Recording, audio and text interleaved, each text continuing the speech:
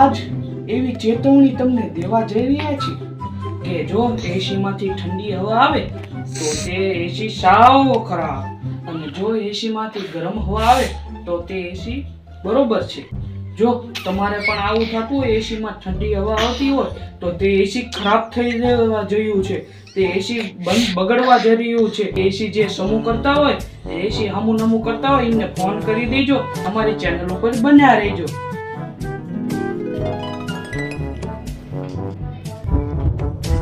Hello, હા એસી હમું કરવા વાળા બોલે હે.